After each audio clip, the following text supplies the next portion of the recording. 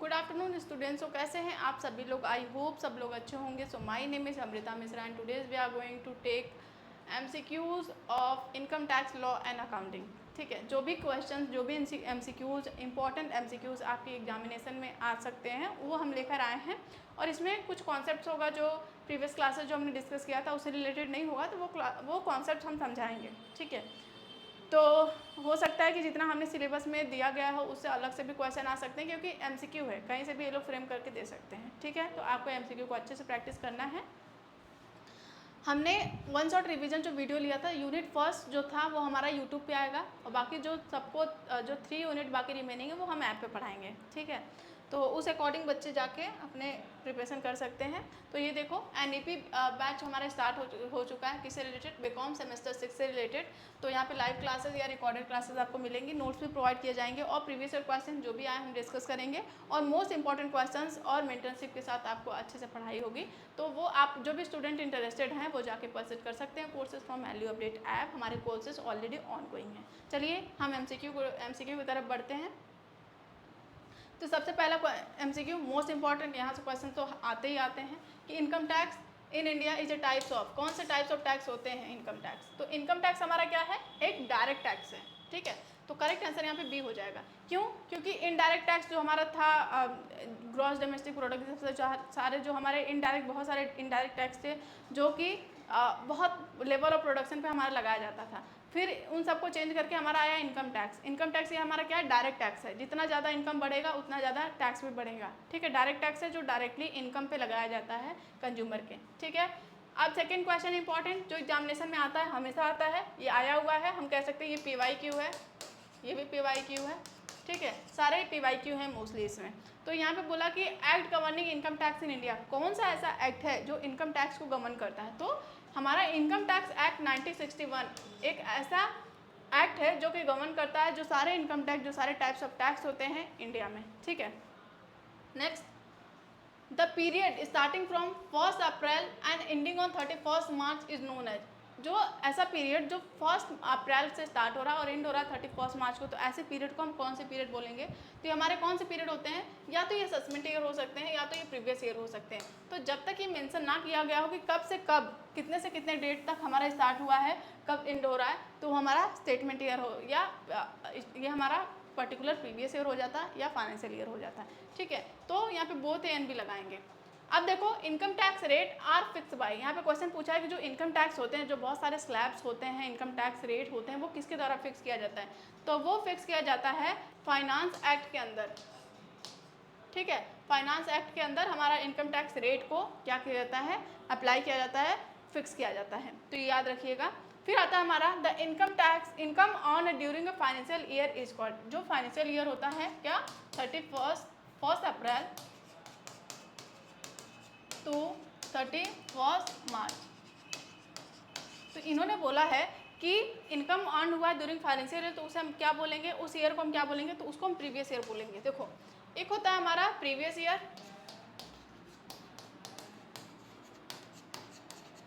दूसरा हमारा क्या होता है? Assessment year. ठीक है, तो प्रीवियस ईयर मीन्स जिस ईयर में हमने इनकम अर्न किया है। जैसे कि मान लेते हैं कि अभी हमारा क्या चल रहा है? 2026-27। ठीक है, तो 2026 और 2027 का जो भी हमारे इनकम अर्न होंगे तो ये हमारे प्रीवियस ईयर होंगे, और इसके पे जो हमारा टैक्स कब लगेगा? नेक्स्ट ईयर में। ठीक है, तो प्रीवियस ईयर हमारा हो जाता है हमेशा जिस ईयर में हम इनकम अर्न करते हैं उसे हम प्रीवियस ईयर बोल देते हैं, और जिस ईयर में टैक्स लगता है उस प्रीवियस ईयर जो अर्न इनकम है उसको हम असेसमेंट ईयर बोलते हैं। ठीक है, अब यहाँ पे देखो विच of the following is not included in definition of a person. अब हमें ये बताना है कि डेफिनेशन ऑफ पर्सन हमने देखा था, उसमें कौन कौन से, इस डेफिनेशन में कौन से लोग पर्सन में नहीं आते। तो एक इंडिविजुअल हमने देखा था कि ये पर्सन में आते हैं, हिंदू अनडिवाइडेड फैमिली भी आते हैं, माइनर, जो माइनर होता है जिसकी एज 18 साल से कम हो वो पर्सन के डेफिनेशन में इंक्लूड नहीं होता है। ठीक है, तो करेक्ट आंसर यहाँ पे सी हो जाएगा। कंपनी भी हमारे पर्सन के डेफिनेशन में आती है। अब देखो ये भी PYQ है, ये भी मतलब सारे PYQ हैं। यहाँ से पूछ रहा है every SEC is a person and every person need not to be an SEC। ठीक है, तो यहाँ पे बोला है every person is, every SSC is person, सारे SSC जो होते हैं वो पर्सन होते हैं। एंड इसमें से आपको करेक्ट स्टेटमेंट चूज करना, तो करेक्ट हमारा हो जाएगा statement every person need not to be an SSC। ये ज़रूरी है कि सारे एसएससी हमारे पर्सन ही होंगे, लेकिन सारे पर्सन एसएससी हो ये ज़रूरी नहीं हो है, ठीक है। तो करेक्ट आंसर यहाँ पे हमारा बी हो जाएगा। नेक्स्ट देखो, इनकम विच आर एक्रूज और arise outside India and also received outside India is taxable in the case of. ऐसा इनकम जो एक्रू भी हो रहा है और अराइज भी हो रहा है आउटसाइड इंडिया, ठीक है, और रिसीव भी हो रहा है आउटसाइड इंडिया, तो वो किसके लिए टैक्सेबल होगा? वो किसके लिए टैक्सेबल होगा? तो वो रेसिडेंट एंड ऑर्डिनरी रेसिडेंट्स के लिए टैक्सेबल होगा, ठीक है। रेसिडेंट एंड ऑर्डिनरी रेसिडेंट्स के लिए टैक्सेबल होगा। हमने देख लिया था कि रेसिडेंट क्या होते हैं, आरओआर क्या होते हैं, एनओआर क्या होते हैं, सारी चीज़ें हमने देख लिया था प्रीवियस लेक्चर में। नेक्स्ट देखो, assessment year in the period of 12 month commencing from. जो असेसमेंट ईयर होता है जो कि 12 मंथ का होता है, वो कहाँ से स्टार्ट होता है? तो 1 अप्रैल। हमने बताया कि 1 अप्रैल टू 31 मार्च।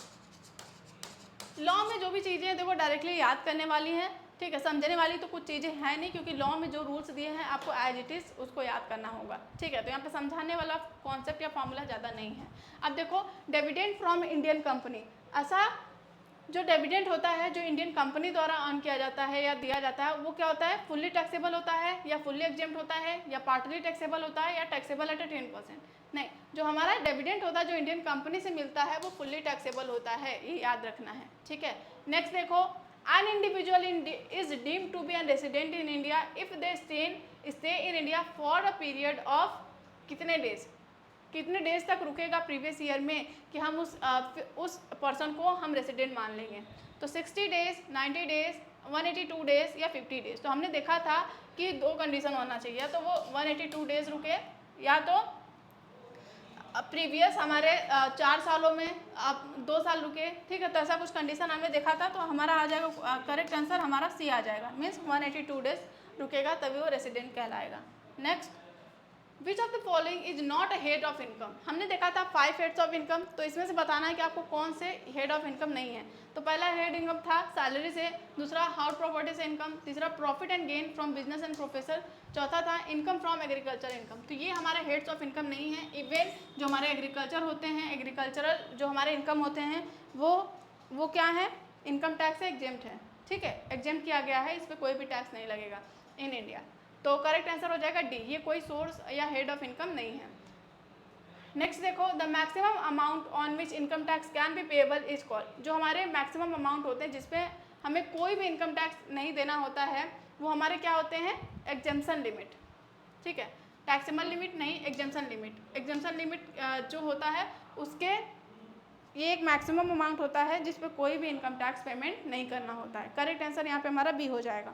नेक्स्ट देखो, an assessee means a person by whom tax is payable under this act as per section. तो असेसी यहाँ पे बोला गया कि असेसी मतलब एक पर्सन होता है जिसके द्वारा टैक्स पे किया जाता है under this act as per section. किस सेक्शन के अकॉर्डिंग? तो सेक्शन 2 सबसेक्शन 7 में असेसी का डेफिनेशन को डिफाइन किया गया है और इन्हीं एक्ट के अकॉर्डिंग क्या किया जाता है? टैक्स को पे किया जाता है। तो करेक्ट आंसर बी हो जाएगा। नेक्स्ट देखो, as per section 2 subsection 31 person include. तो पर्सन क्या इंक्लूड होता है? एंड इंडिविजुअल भी इंक्लूड होता है, एचयूएफ भी इंक्लूड होता है, कंपनी भी होता है। तो ऑल ऑफ द अबव यहाँ पे करेक्ट आंसर हो जाएगा। मीन्स पर्सन के डेफिनेशन में कौन कौन से लोग हमारे इंक्लूड होते हैं, तो ये सारे ही हमारे पर्सन के कैटेगरी में आते हैं। नेक्स्ट देखो, income tax is charge on the total income of the. Income tax जो चार्ज होता है वो किस पे चार्ज होता है? असेसमेंट ईयर या प्रीवियस ईयर के इनकम पे या बोथ ऑफ द या नन ऑफ द। तो प्रीवियस ईयर के इनकम पे प्रीवियस ईयर के इनकम पे हमारे इनकम टैक्स चार्ज होते हैं। तो करेक्ट आंसर यहाँ पे बी हो जाएगा, ठीक है। नेक्स्ट देखो, super senior citizen is a person whose age of.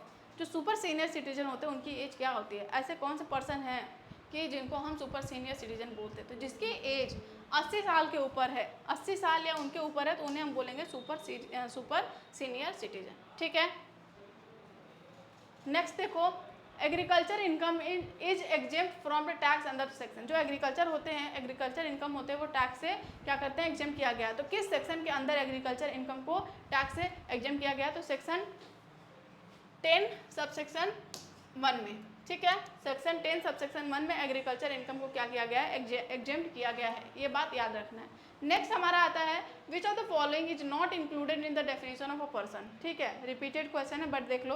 तो यहाँ पे लोकल अथॉरिटी भी है, आर्टिफिशियल जुडिशरी पर्सन भी आते हैं, फर्म भी आते हैं, माइनर जो है वो नहीं आते हैं हमारे पर्सन के अंदर, ठीक है, पर्सन के डेफिनेशन के अंदर। Next, the maximum exemption limit for an individual below 60 year for accounting year 2024 to 2025 new resign के अकॉर्डिंग कितना मैक्सिमम एग्जेम्पशन लिमिट है, मीन्स कितने इनकम तक कोई भी टैक्स नहीं लगेगा अगर कोई भी पर्सन 60 साल से कम है। तो यहाँ पे देखो 2,50,000, 3 लाख, 5 लाख या 2 लाख। तो 3 लाख तक अगर कोई भी पर्सन 60 साल से कम है तो 3 लाख तक, मैक्सिमम 3 लाख तक उन्हें कोई भी इनकम टैक्स पेमेंट नहीं करना होगा अकॉर्डिंग टू 2024-2025 अकाउंटिंग ईयर, ठीक है। Next, partnership firm is tax as, जो पार्टनरशिप जो भी अर्न करते हैं, जो भी प्रॉफिट अर्न करते हैं, तो उस पर किस पे टैक्स लगता है, तो एज अ फॉर्म उनके ऊपर टैक्स लगाया जाता है। पार्टनरशिप एक फॉर्म है तो एज अ फॉर्म उनके ऊपर टैक्स लगाया जाता है। नेक्स्ट देखो, इनकम टैक्स लिव्ड ऑन, जो हमारे इनकम टैक्स होते हैं वो किस पे लगाए जाते हैं, टोटल इनकम पे लगाए जाते हैं या नेट इनकम पे या ग्रॉस इनकम पे या नेट टैक्सेबल इनकम पे।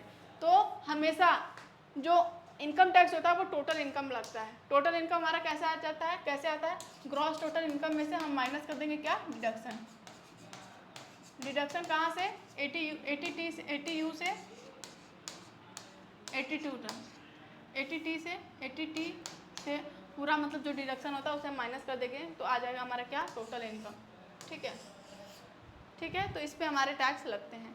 नेक्स्ट देखो, total income is computed as a gross total income less, total income में से हम कैसे कंप्यूट करते हैं, अभी हमने बताया कि टोटल इनकम में से हम क्या करते हैं, टोटल इनकम को कंप्यूट करने के लिए ग्रॉस टोटल इनकम में से हम डिडक्शन को माइनस करते हैं। तो डिडक्शन अंडर चैप्टर 4A के अंदर जितने भी डिडक्शन दिए हैं उसको हम माइनस कर देंगे तो हमारे टोटल इनकम आ जाएंगे, ठीक है। नेक्स्ट, हेड ऑफ इनकम, जैसे लाइक हमारे सैलरी होते हैं वो किस सेक्शन में कवर होते हैं, तो जो सैलरी का हमारा जो सेक्शन है वो किस सेक्शन से किस सेक्शन तक कवर होते हैं, ठीक है। 15 से 17, 22 से 27, 28 से 44, 45 से 55। तो सैलरी का सिर्फ हमारा कवर होता है 50 से लेके 70 तक के जितने भी सेक्शन होते हैं इनकम टैक्स के, उसमें सैलरी से रिलेटेड सारी चीज़ें कवर है, ठीक है। तो ये याद कर लेना। नेक्स्ट देखो, salary paid by Indian company to its employees working in one of its branches outside India, ठीक है। तो इसको हम क्या बोलेंगे, जो सैलरी है इंडियन कंपनी द्वारा पे किया जाता है अपने एम्प्लॉय को, जो कि ब्रांच जो आउटसाइड इंडिया में जो ब्रांच चल रहा है वहाँ पे वो काम करते हैं, बट वो कंपनी इंडिया की है बट वो ब्रांच बाहर की है, तो वो किस सेक्शन में, किस हेड में वो कवर होगी। तो salary deem to accrued in India, salary accruing outside India, salary accruing in India, none of the above. तो सैलरी अक्रूइंग इन इंडिया जो सेक्शन जो सी है ऑप्शन ये सही है कि हम टैक्स करेंगे, टैक्स लगाएंगे under salary accruing in India, भले ही वो बाहर हमें आ रही है बट वो कंपनी तो इंडिया की है, तो सैलरी अक्रूइंग इन इंडिया से हम टैक्सेबल करेंगे। Next, income from subletting of house property is taxable under the head, like हमने जो बहुत सारे हमारे पास हाउस है तो उसको हम क्या कर दे रहे हैं, हम उसको रेंट पे दे रहे हैं, तो उस पर जो भी इनकम आएगा उसको हम किस हेड में हम क्या करेंगे, टैक्सेबल करेंगे। तो इनकम फ्रॉम हाउस प्रॉपर्टी के अंदर हम इसको टैक्सेबल करेंगे, ठीक है। तो करेक्ट आंसर यहाँ पे सी हो जाएगा 3। नेक्स्ट देखो, dividend declare by Indian company are assessable under the head, जो भी डिविडेंड डिक्लेयर किया जा रहा है इंडियन कंपनी के द्वारा, डिविडेंड पे किया जा रहा है तो उसको किस हेड में हम टैक्सेबल करेंगे। तो fully taxable under the head of other sources, causal income, income from other sources या कैपिटल गेन। तो इनकम फ्रॉम अदर सोर्सेज में हम क्या करते हैं, डिविडेंड के जो भी हमारे डिविडेंड मिलते हैं उसको हम टैक्सेबल करते हैं। तो अगर कोई पूछेगा कि जो डिविडेंड इनकम है उसको किस हेड में रखते हैं, तो इनकम फ्रॉम अदर सोर्सेज में हम उसको रखते हैं, ये बात याद रखिएगा। Next, salary under section 17 subsection 1 of the income tax does not include. तो सैलरी में क्या क्या चीज़ें इंक्लूड नहीं होती है, सैलरी में ग्रेच्युटी भी इंक्लूड होती है, वेज भी इंक्लूड होती है, पेंशन भी इंक्लूड होती है, बट इंटरेस्ट नहीं इंक्लूड होती है। आपने कभी देखा है कि सैलरी में इंटरेस्ट हम इंक्लूड करते हैं, तो करेक्ट आंसर यहाँ पे 2 हो जाएगा, इंटरेस्ट नहीं इंक्लूड होता है हमारा सैलरी में। नेक्स्ट देखो, section second addition condition for a residential to be an ordinary residence is that he must stay in India during 7 previous year preceding the relevant previous year at least। तो 7 सालों में कितना दिन person को stay करना होता है, तो 730 दिन, 7 सालों में 730 दिन उनको स्टे करना होता है। तो जो भी हमने प्रीवियस क्लास लिया है जिसमें 1 शॉर्ट रिवीजन हमने कराया है 1 यूनिट का, उसको अच्छे से देख लेना, then only you will be able to give the answer of that question, ठीक है। नेक्स्ट देखो, in which of the following cases income from previous year is assessable in a previous year itself. तो ऐसा कौन सा हमारे cases है जिसपे हमने बताया था कि इनकम हमने हमेशा देखा है कि इनकम जो हमारा नेक्स्ट ईयर में लगता है, ठीक है। जैसे हमने इनकम पिछले साल कमाया, उसका हमारा इनकम जो टैक्स लगेगा इस ईयर में लगेगा। तो बट ऐसा कुछ केसेस होते हैं, एक्सेप्शन होते हैं, जिसमें कि जो हमारे इनकम प्रीवियस ईयर में अर्न हुए तो प्रीवियस ईयर में इनकम टैक्स लग जाएंगे। तो ऐसा कौन सा केसेस है? Person who is not illegal business, जो इलीगल बिजनेस चला रहा है, जिसका बिजनेस इलीगल नहीं है, या person running a charitable institution, या assessment of a person living in India. ऐसे पर्सन जो इंडिया को छोड़ के जा रहे हैं प्रीवियस ईयर में, तो उनके इनकम पे प्रीवियस ईयर में ही टैक्स लगा दिया जाएगा। तो करेक्ट आंसर यहाँ पे सी हो जाएगा। नेक्स्ट देखो, agriculture income from outside India will be. जो एग्रीकल्चर इनकम है आउटसाइड इंडिया, तो वो क्या होगा? हमेशा देखो, इन इंडिया अगर है एग्रीकल्चर इनकम तो वो एग्जेम्प्ट है, but outside India agriculture income taxable है, ठीक है। तो taxable under the head profit and gain from business. Taxable किसके अंदर होता है? अदर सोर्सेज के अंदर में, ठीक है। अगर कोई भी एग्रीकल्चर इनकम आ रहा है आउटसाइड इंडिया से तो वह टैक्सेबल होगा किसके हेड में? अदर सोर्सेज के हेड में। नेक्स्ट देखो, taxes are paid in. Tax कहाँ पे किया जाता है? गुड्स पे, सर्विसेज पे, काइंड्स पे या कैश पे? तो टैक्सेस हमेशा कैश में पे किया जाता है, ठीक है। तो करेक्ट आंसर यहाँ पे डी हो जाएगा। नेक्स्ट देखो, चलो इतने सारे क्वेश्चन थे, हमें लग रहा है मैक्सिमम हमको लग रहा है 40 से 50 क्वेश्चन होंगे जो यूनिट 4 से रिलेटेड। तो ये सारे क्वेश्चन थे हमारे, तो इसको आप अच्छे से रिवीजन कर लेना, अच्छे से देख लेना। बाकी हम और यूनिट ऐप पे लेंगे, ठीक है। सेकेंड यूनिट का रिवीजन हम ऐप पे कराएंगे, फिर उससे रिलेटेड एमसीक्यू लेके आएंगे, ठीक है। तब तक के लिए इसको अच्छे से रट लेना, अच्छे से कर लेना। तब तक के लिए thank you, have a nice day.